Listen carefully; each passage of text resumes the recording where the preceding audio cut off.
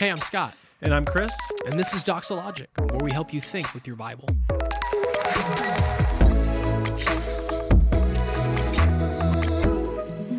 In areas of Christian liberty, how do we balance our liberty with walking in love? When do we give up liberties and when do we lay them down if someone, especially relatives, disagree?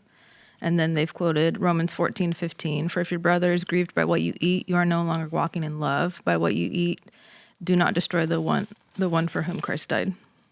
Mm-hmm. You've got Romans 14, you've got 1 Corinthians 8. They're not exactly the same situation, but those are two liberty texts. 1 Corinthians 6 starts to lay that out, right? Not all things are lawful, but not all things are beneficial. So it's carrying into the argument of by the time you get to 1 Corinthians 8 where you're really dealing with this. But this is sounding more specific into like maybe differing views between relatives. Was that kind of the idea or the implication of the question? When do we give up liberties and when do we lay them down if someone, especially relatives, disagree? Yeah, it's good. It's a complex issue because one of the questions is kind of where do you draw the line on either acquiescing to something or not doing something that's sensitive to somebody else, or going along and doing something that others are wanting you to do. And so it's no doubt complicated. I would say that there's a mutual expectation Paul has in Romans 14 about the weak not judging the strong. It goes into 15 a little bit too. The weak not judging the strong, and the strong not judging the weak. And so sometimes I'm even thinking about our manipulation episode recently done, Scott, where the weaker conscience person. So this isn't physical weakness per se. It's not necessarily immaturity or maturity, but there's a weaker conscience that like limits someone from the freedom that is theirs in Christ, and they don't walk in it in certain ways. And they're not necessarily wrong to decide not to participate in something, but the manipulation comes where the tyranny of that, it's right? Only the strong in Christ who understand their freedom that must always acquiesce, mm-hmm. and otherwise there's a judgment that is placed on them. So this is where it can be tricky, because I would need to probably know a lot more about the particulars.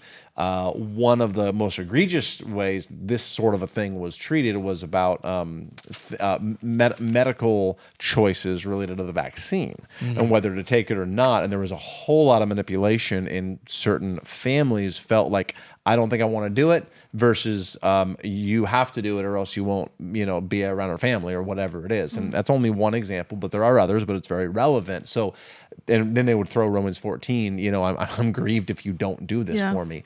And so there's a, I want to walk lightly, in part because I don't know enough about the exact context.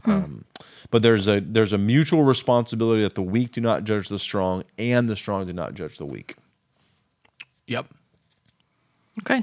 Yeah, I would just say in 1 Corinthians 8, the idea too of just the way it starts at the beginning. Now, concerning food offered to idols, and again, this is where context is so important, because you're talking about a modern context, you're talking about relatives disagreeing on something. It's probably more likely like what you're saying, something like COVID, than worrying about the fact that your butcher shop is in an idol temple. But it does say that we know that all of us possess knowledge.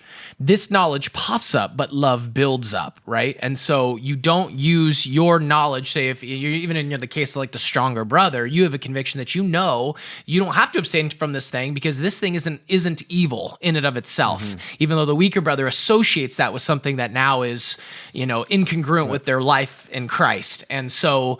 The stronger brother, though, really emphasizes love. Love leads to the cultivation and the building up of another, but not at the expense of manipulation by the weaker brother, who can come in and basically, with a kind of tyranny, expect you to submit to, in love, every single different request that is made. And so, again, without knowing the context of the specific circumstance, you probably have to watch for both of those sides as you're thinking through this, what wisdom would do. Yeah. A book I've referenced a few times, and we're not even on the subject in this case, but it actually is in Romans 14, is God gave wine. And there's a chapter in that book. A chapter in that book that goes through this chapter, Romans 14, in depth, and it does much more than only talk about alcohol, but it uses that as the backdrop because the book is about that. It's a worthwhile book to pick up, honestly, because of this chapter. And he does a nice job with the Greek and understanding how some of the English can be difficult. So like if someone is grieved by what you eat, or just say grieved by what you do, grieved can be, speaking of manipulation, so subjective, and it's not what it means. Like, I am identifying as grieved by what you eat, that's not what's meant to do, to lord it over you, that I'm grieved by what you're doing or not doing. And then again, you lean into manipulation there. So I would commend the book, honestly, for the chapter it has on this chapter, called God Gave Wine, and consider reading it. Good stuff. Thanks, guys. You've been listening to Doxalogic, a podcast by Doxa Church in Rockland, California.